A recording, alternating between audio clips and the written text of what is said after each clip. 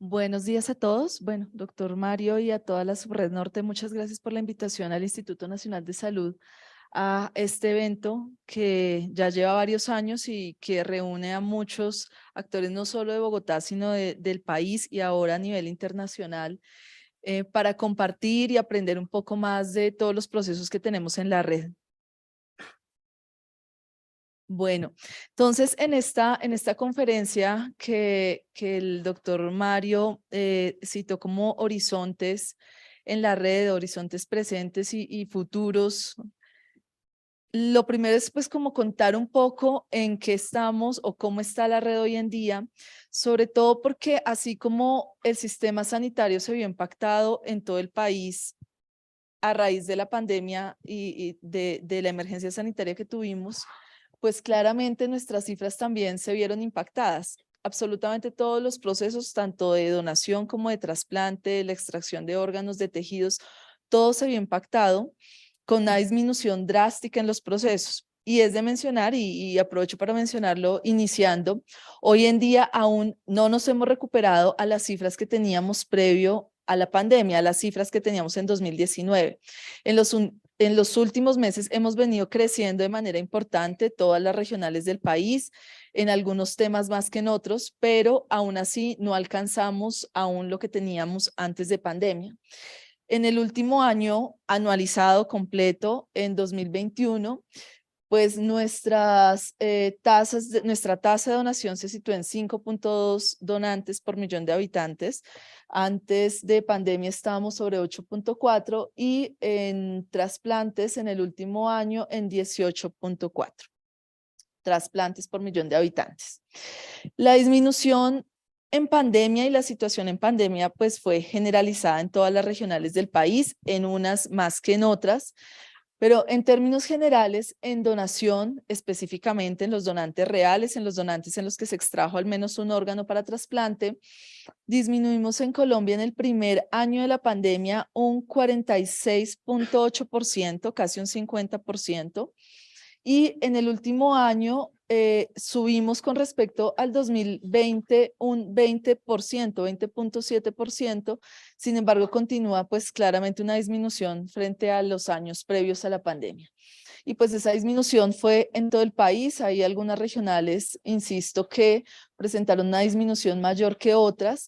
El año pasado, la mayoría de las coordinaciones regionales empezaron un incremento en su actividad, sin embargo, hay otras que continuaron con una disminución franca, como en la zona de Santanderes, en la regional número 4, por ejemplo, en la regional número 5, donde aún superando algunas etapas de la emergencia sanitaria, no se incrementó esta actividad. Sin embargo, este año venimos aumentando, venimos creciendo, insisto, sin lograr las cifras y los casos que teníamos antes de pandemia, pero es de resaltar y estamos pues en Bogotá, que es como nuestro anfitrión, y Bogotá da un salto enorme. En este año, a corte de septiembre de 2022, la regional número 1 había incrementó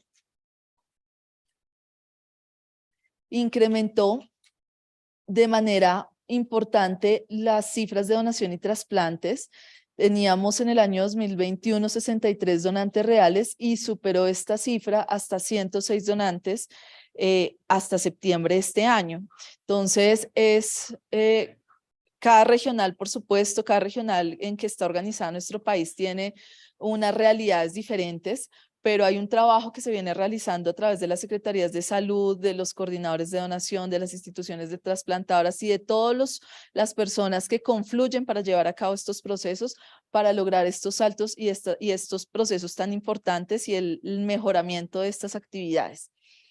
Y tenemos otras regionales que también han venido incrementando este año. La regional número 3, por ejemplo, que incrementó en un 33, la regional número 4 que incrementó en un 33%, la regional número 5 que incrementó en más de un 200%, aunque el número pues es mucho menor en comparación con otras regionales, pero por supuesto dobló su actividad. Y en el caso de tejidos, que es específicamente el protocolo de parada cardíaca.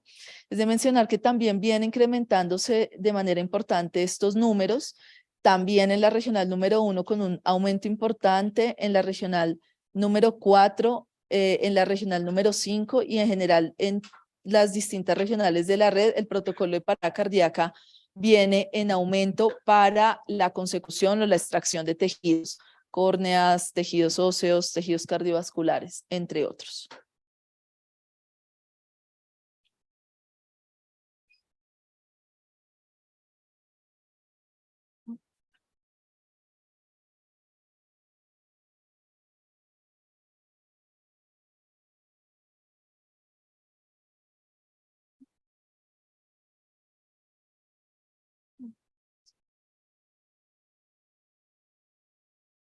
Listo. Bueno, frente a los órganos donados por regional, entre el año 2008 y 2021 tenemos 5.196 órganos donados en todo el país. Esto pues del protocolo de muerte encefálica y de esos donantes reales que comentábamos, de los cuales se extrae al menos un órgano para trasplante.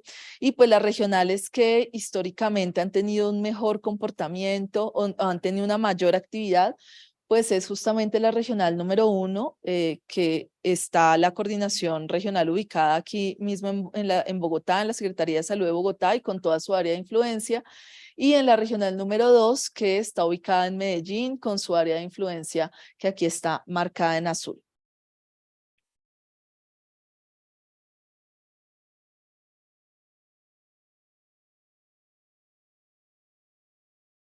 No sé si me ayudas a pasarlo desde allí. Ok. Sobre el proceso de donación específicamente, esta es la ruta crítica de donación. La ruta crítica de donación es un modelo que se organizó en la resolución de Madrid, donde estaban distintos países y organizaron una ruta para organizar e identificar aquellos puntos críticos del proceso de donación y cómo estos podían ser intervenidos.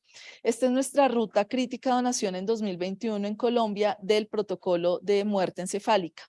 Y como ustedes podrán ver, nosotros recogemos un número importante de posibles donantes, pacientes con condiciones neurocríticas que podrían llegar a evolucionar a una muerte encefálica y pues al punto final de convertirse en un donante real. En el año 2021 tuvimos 2.613 posibles donantes, alertas de posibles donantes. Pero fíjense cómo van generándose salidas por distintas situaciones. Y una de ellas, o el porcentaje más grande de pérdida, se da entre el posible donante y el potencial donante cuando ya se declara la muerte encefálica. Y allá encontramos diversos elementos que podemos trabajar. La ruta crítica se comporta diferente en cada regional o en cada región del país. Esta es la ruta crítica del orden nacional, pero allá hay contraindicaciones tanto de tipo médico, hay circunstancias relacionadas con el manejo que se da al paciente previamente a que se instaure el proceso de donación y que conlleve, por ejemplo, a un grupo importante de pacientes que salen por paradas cardíacas y que deberían en ese caso, cuando se cambia protocolo de parada cardíaca, facilitarse el proceso para la extracción de tejidos. Y así sucesivamente tenemos un porcentaje de pérdida después de la muerte encefálica del 26% y en el último punto hasta la extracción de órganos del casi 50%. Entonces hay unos puntos muy importantes a intervenir en cada una de estas etapas y uno de los que hoy en día estamos trabajando es en la posibilidad o en la identificación de posibles donantes. En el año 2020 el Instituto Nacional de Salud expidió una circular, la circular 022 de ese año y generó una serie de indicadores trazadores. Este año hicimos la primera medición para recoger todo paciente neurocrítico, pero no a partir de la detección activa que se hace en la red o las llamadas que recibimos, sobre todo de las IPS que históricamente han sido generadoras, sino a partir de la identificación que tienen o los aseguradores, las EPS o las IPS generadoras directamente. Y no hemos publicado los resultados, pero van a ser bastante interesantes porque esas posibilidades, esos posibles donantes, estamos hablando de que podrían llegar a ser en Colombia casi de 26.000 casos. Es decir, que no estaríamos identificando realmente el 10% de los casos de posibles donantes o alertas o pacientes neurocríticos. Por supuesto que esto requiere un seguimiento estricto, una revisión de historias clínicas, pero es un primer ejercicio que nos puede llamar a la acción en este punto de identificación de estas alertas. Ahora, con respecto a trasplantes, pues por supuesto, la actividad de trasplantes como tal se impacta a partir de los procesos de donación. En Colombia, entre el año 2019 y el 2021, que pues digamos fue el punto antes de pandemia y en pandemia, tuvimos también una disminución muy importante, aunque no alcanzó a ser casi el 50% como en donación, porque el protocolo de donante vivo en Colombia se mantuvo. En Colombia durante la pandemia se mantuvo la actividad, a pesar que hubo bastantes diferencias técnicas entre los actores de la misma red por suspender completamente la actividad o a veces continuarla. Sin embargo, en Colombia continuamos la actividad, en especial porque tenemos pacientes en urgencias cero, urgencias vitales críticas para un trasplante inmediato.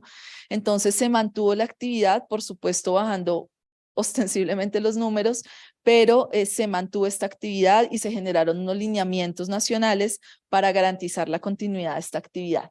En trasplantes entre el 2019 antes de pandemia y el 2021 hemos disminuido casi un 30%, un 28% de la actividad en todos los órganos, riñón, hígado, corazón, pulmón, en absolutamente todos. Y pues esto claramente obedeciendo a esa disminución, por supuesto, esos órganos que se generan del proceso de donación.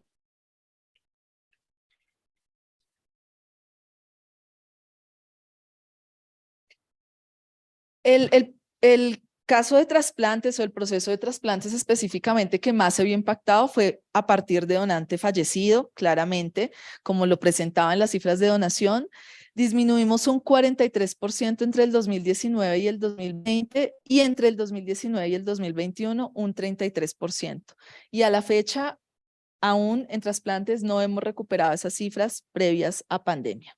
Sin embargo, como lo mencionaba, en el caso de donante vivo, esta reducción no fue tan drástica y es el protocolo de trasplante que más viene creciendo en el país. Ya les voy a mostrar algunas cifras actualizadas a este año.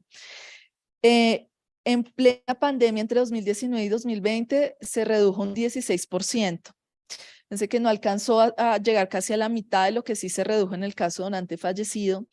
Y entre 2019 y 2021 se redujo apenas un 5%. Es decir, ese hace parte de esos horizontes y esos retos que tenemos como red y es el caso del trasplante con donante vivo que seguramente nos está exigiendo poner más atención a este tipo de protocolos, al donante vivo como tal, al aseguramiento claro de ese donante vivo, al de los derechos de ese donante vivo, a la recuperación del donante vivo, digamos, y a todo ese proceso que está allí alrededor. Esta es, en el caso de trasplante de órganos, una información actualizada 2022 hasta septiembre de 2022. En el caso de donantes vivos, fíjense que hemos aumentado un 50% frente al año anterior, frente al mismo corte, o sea, septiembre de 2021. En el caso de donantes fallecidos, hemos aumentado casi un 30%. Por eso insistimos en que el donante vivo, pues es sin duda es un tema clarísimo que nos debe reunir a los distintos actores que participamos en el proceso para discutir sobre este protocolo. Hemos venido incrementando en todos los tipos de trasplantes. Hasta septiembre de 2022 habíamos realizado 882 trasplantes de órganos sólidos, bien sea a partir de órganos de donantes fallecidos o de órganos de donantes vivos.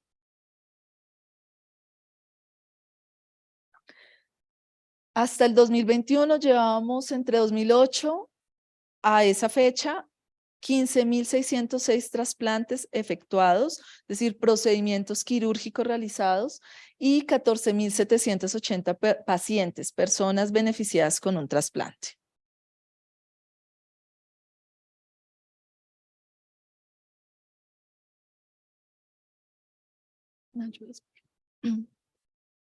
Gracias. Y pues el otro reto grandísimo que tenemos es la lista de espera y el comportamiento de lista de espera. Veníamos desde hace muchos años hablando de una lista de espera nacional de órganos de cerca de 3.000 personas. Este año particularmente casi vamos a terminar con una lista de 4.000 personas en lista de espera. Este es un dato que saqué ayer, antes de esta presentación, 3.732 pacientes en lista de espera. De riñón, 3.402 pacientes. En tejidos oculares, 861 pacientes en lista de espera. Entre el año 2020 al 2021 aumentamos un 4% en lista de espera, que fue muy poco, pero este año el incremento va a ser exponencial. Este es un corte a octubre de 2022, o sea, más o menos hace un mes, y hasta hace un mes habíamos crecido en lista de espera 21%. Esto claramente exige y tiene un reto grandísimo para la red en todos los tipos de órganos. En trasplante renal estamos aumentando un 22% de pacientes inscritos en lista de espera. En trasplante cardíaco un 91%, veníamos con una lista de espera de no más de 30 pacientes en lista de espera de corazón, con unas salidas casi que anuales de los pacientes de no más de 6 meses en lista de espera. Sin embargo, ya doblamos esa lista y así con casi todos los órganos que tenemos posibilidad de trasplante y que tenemos en lista de espera.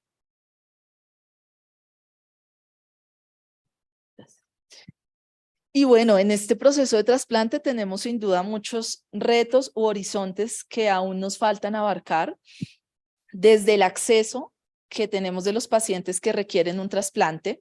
Aquí el instituto, particularmente el Instituto Nacional de Salud, viene haciendo un trabajo desde hace unos años con las entidades administradoras de planes de beneficios, con las EPS del régimen subsidiado, contributivo, regímenes especiales de excepción, para tener una gestión más cercana de lo que hace el asegurador con sus pacientes para el ingreso y la gestión en lista de espera. Estamos haciendo unos seguimientos a las EPS. Por supuesto, en este momento, pues esto requerirá una adaptación a lo que estamos discutiendo hoy de un nuevo sistema, un nuevo modelo de salud. Entonces, pero acá, sin duda, el acceso a trasplantes, en cualquiera que sea el caso, sigue siendo un reto para la red, pero por supuesto, pues viene acompañado de ofrecer una posibilidad a través de un protocolo de donación del donante fallecido o de donante vivo. Tenemos también la gestión de la lista de espera. Teníamos antes del 2020 un volumen muy importante de pacientes que se quedaban muchas veces inactivos en la lista de espera. A veces la concepción que teníamos era que era suficiente que el paciente se valorara e ingresara a lista de espera. Pero resulta que el instituto empezó a hacer un análisis del comportamiento de los usuarios dentro de la lista de espera y el usuario podría pensar que estaba ya en lista de espera y que permanecía en lista de espera. Pero esto no ocurre realmente en la realidad de manera tan precisa. El paciente puede surtir diferentes cambios de estado y veíamos que algunos cambios de estado estaban relacionados con el aseguramiento. Pacientes que ingresaban a lista de espera y salían por periodos prolongados a un estado de inactividad. Eso quiere decir que a pesar de requerir el trasplante y haber sido valorado para el ingreso a lista de espera, por razones de tipo administrativo permanecían periodos importantes de inactividad y eso hace que en ese momento pues el paciente no participe de procesos de asignación de órganos. Eso lo hemos venido gestionando con unas mesas de trabajo tanto con todas los aseguradores como con la Superintendencia Nacional de Salud de manera directa, analizando casos con la Superintendencia Nacional de Salud, y hoy en día sin duda que la rotación y los tiempos de inactividad se han reducido de manera importante. Tenemos un referente específico para hacer ese enlace con los aseguradores, y esto ha facilitado justamente ese comportamiento que vemos en la lista de espera. Hoy en día estamos teniendo una relación más cercana con el responsable del aseguramiento del paciente y haciendo seguimiento a la gestión que hace el paciente en esa lista de espera y de la actualización de su información. Y por supuesto el otro punto grandísimo, el cual tiene unos enormes retos, es el seguimiento del paciente en el trasplante. El acceso oportuno a medicación para su trasplante, medicamentos inmunosupresores, niveles de inmunosupresores y todo lo que está relacionado con el seguimiento del paciente en el postrasplante, pues requiere sin duda también un abordaje y una gestión con los responsables de la gestión de riesgo también de estos pacientes, porque como sociedad, insistimos, hacemos un esfuerzo muy grande como el que estamos haciendo todos acá reunidos para hablar de donación, para hacer gestión de la donación, pero esto tiene que redundar, claro, en resultados importantes de la supervivencia de los pacientes de los injertos trasplantados.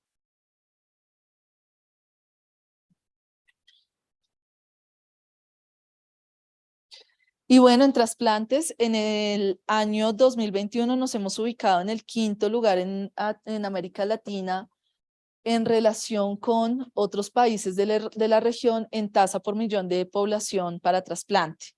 Pues aquí, por supuesto, también hemos bajado y la recuperación de los países en América Latina ha sido distinta frente a la emergencia sanitaria, frente a la pandemia. Y por supuesto, esto también pues depende de muchos factores, ¿no? El proceso de donación y de trasplante es multifactorial y requiere que se aborden distintos puntos y distintos elementos para que también recuperemos esas tasas que teníamos.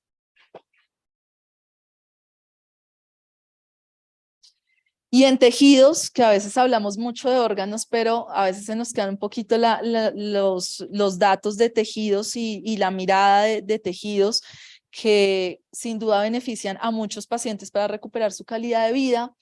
Pues ocurrió lo mismo en pandemia, todos los tejidos que se trasplantan en Colombia se vieron afectados y en este caso en especial porque muchos de estos tejidos se trasplantan con cirugías programadas que en plena pandemia pues se cancelaron, se reprogramaron.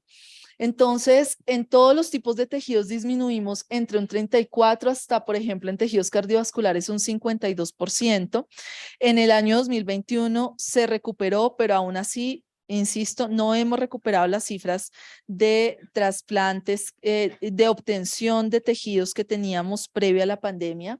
En tejidos osteomusculares, en el último año anualizado 2021 alcanzamos una tasa de donantes de 5.6, en tejidos osteomusculares y en tejidos oculares de 26.9, en tejidos cardiovasculares de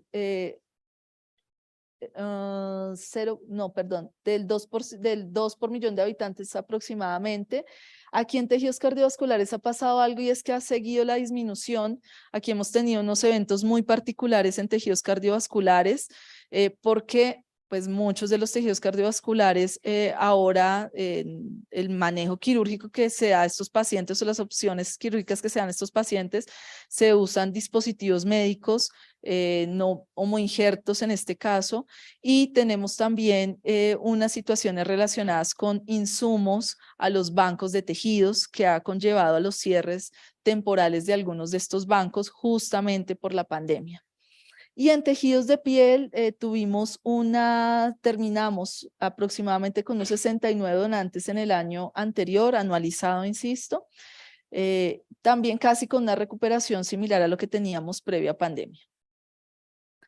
Y en trasplante de progenitores hematopoyéticos, que también se vio afectado por esa emergencia sanitaria, pues en el último año recuperamos un poco más esa actividad que veníamos realizando Subimos con respecto al 2020 en 117%, es decir, venimos aumentando también ese número de trasplantes que se realizan, bien sea con casos o con trasplantes autólogos, halogénicos o haploidénticos que realizamos hoy en día en Colombia.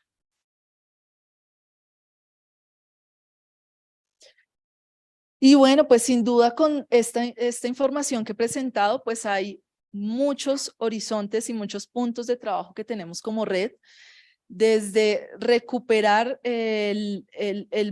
la actividad que teníamos previa a pandemia, recuperar esas cifras, y pues eso implica un trabajo enorme desde todos los actores, todas las entidades, todos los componentes que participan en la red. Por supuesto, y como lo decía el doctor Cárdenas en su intervención, pues el proceso de actualización normativa que es indispensable y en el cual han venido trabajando de manera sistemática y en el que hago también extensiva esa invitación que hace el ministerio, y es a la participación permanente de todos los actores a la ruta reglamentaria que está desarrollando, que viene socializando el Ministerio de Salud. La ruta crítica de donación, que sin duda tiene muchos puntos que se pueden trabajar desde las regiones, con el análisis específico de las situaciones en las regionales que se tienen. Hay diferencias de tipo geográfico, logístico que las afectan y que deben ser abordadas también desde este nivel. Sin duda, involucrar a otros actores en el proceso. El instituto en los últimos años, como les comentaba, viene incorporando a los aseguradores, a las entidades administradoras de planes de beneficio, pero también un actor muy importante que debe vincularse de una manera activa, pues son todas las IPS generadoras del país. Y por eso el interés de que empiecen a medirse ellos mismos en la generación y cómo se ven dentro del proceso de donación. El donante vivo, que yo creo que las cifras hablan por sí solas de los retos que nos implica el trasplante con donante vivo, no solo desde el punto de vista reglamentario, sino también operativo, en las posibilidades de otros protocolos de donación con donante vivo que hoy no tenemos en Colombia, pero que pues están siendo considerados en esa ruta de reglamentación. Hay un reto muy grande que tenemos, un horizonte muy grande, que es el tema de tecnologías, de sistemas de información, y no solo me refiero a sistemas de información de tecnologías y comunicación, sino incluso de cosas como las que tenemos hoy en día, de inteligencia de negocios, de análisis más profundo de datos que nos apoyen la toma de decisiones. Hay un tema muy importante que es las enfermedades precursoras. Aquí estamos hablando de trasplantes, pero no podemos dejar de lado la gestión de riesgo que se debe hacer y la gestión oportuna que se debe hacer, más ahora donde estamos hablando de un modelo de salud preventivo, predictivo de ese tipo de enfermedades precursoras que deben ser abordadas de manera oportuna, justamente para prevenir que lleguen a estadios más avanzados que requieran un trasplante, sino un control oportuno y efectivo desde la gestión de riesgo. El tema de tejidos, claramente, en el cual pues tenemos también unas potencialidades muy grandes desde el protocolo de parada cardíaca que sin duda se tiene que optimizar. Y dos conceptos que venimos trabajando en los últimos años: calidad del proceso y seguridad del proceso a través de nuestro sistema de biovigilancia, el cual a pesar de pandemia se ha venido incrementando de manera muy importante. Y coloqué al final algo que es lo más importante que quiero resaltar, y es el trabajo en red. Absolutamente nada de estas propuestas de trabajo, de estos horizontes se pueden conseguir si no hay un fortalecimiento de nuestra capacidad de trabajo en red, de nuestra unidad como profesionales, como entidades, actores, miembros de la red. Todos somos miembros de la red, la sociedad completa es un miembro de la red, y definitivamente si se quiere impulsar cualquier actividad, y ya lo mencionaba también el ministerio en su intervención, hay que fortalecer la red y fortalecerla como red. Somos una red y por eso es tan importante que trabajemos con un objetivo, con una mirada común, para que avancemos en estas distintas propuestas de trabajo y en ese trabajo mancomunado que necesitamos realizar. Muchas gracias.